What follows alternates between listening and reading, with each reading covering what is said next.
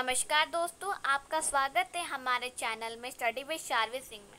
आज हम संस्कृत पाठ्य पुस्तक का प्रथम पाठ करने जा रहे हैं सुभाषितानि। सुभाषितानि का अर्थ होता है अच्छे वचन। तो आइए पहला श्लोक देखते हैं।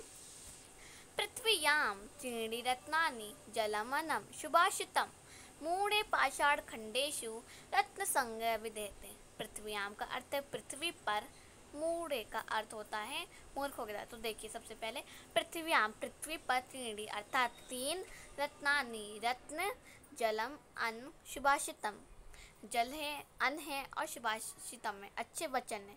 तो इस पूरे श्लोक का अर्थ हुआ पृथ्वी पर तीन रत्न हैं, जल, अन्न और अच्छे वचन।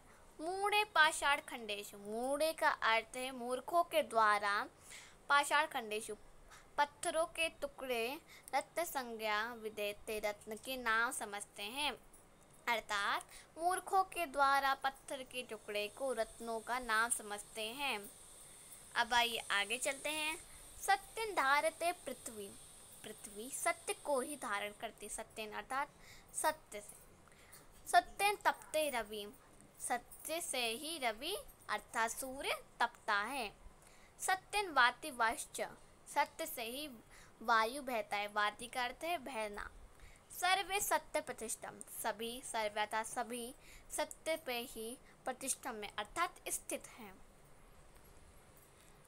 दाने तपसी शौर्य च विज्ञान विनय नय, विस्मयो नहीं कर्तव्य बहुरत्ना वसुंधरा।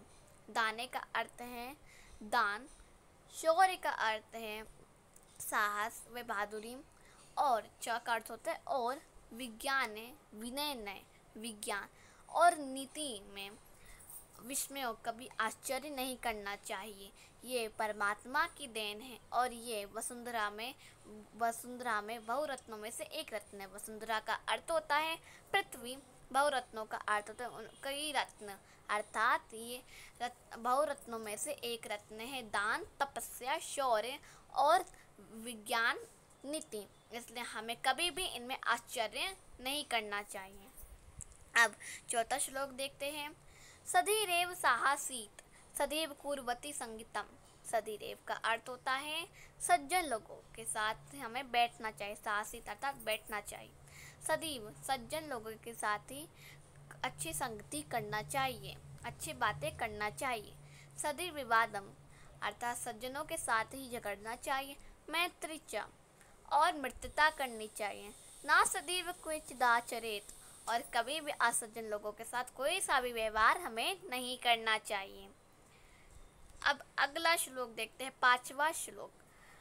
धन्य धान्य प्रयोगेषु विद्यालय संग्रहेषु च आहारे व्यवहारे च त्यक्त लज्जा सुखी भवेत्। इसका अर्थ है धन और धान्य, धन धान्य प्रयोगेषु का अर्थ होता है धन और धान्य, संग्रहेषु का अर्थ होता है संचय के विषय में, भवेत का अर्थ होता है होता, त्यक्त लज्जा का अर्थ होता है संकोच को छोड़कर। तो इस श्लोक का अर्थ हुआ, इस श्लोक कहना चाहता है कि व्यक्ति को ज्ञान संग्रह, ज्ञान इकट्ठा करना चाहिए, ज्ञान के विषय में जानना चाहिए।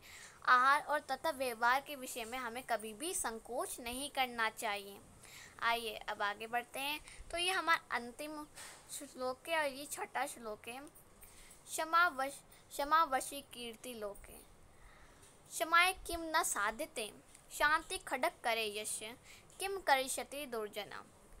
लोके का अर्थ होता है संसार में, क्षमाय का अर्थ होता है क्षमा के द्वारा, यश का अर्थ होता है जिसके, करे का अर्थ होता है हाथ में, साध्यते का अर्थ होता है प्रमाण होता है, करिष्यति का अर्थ होता है बिगाड़ सकता है।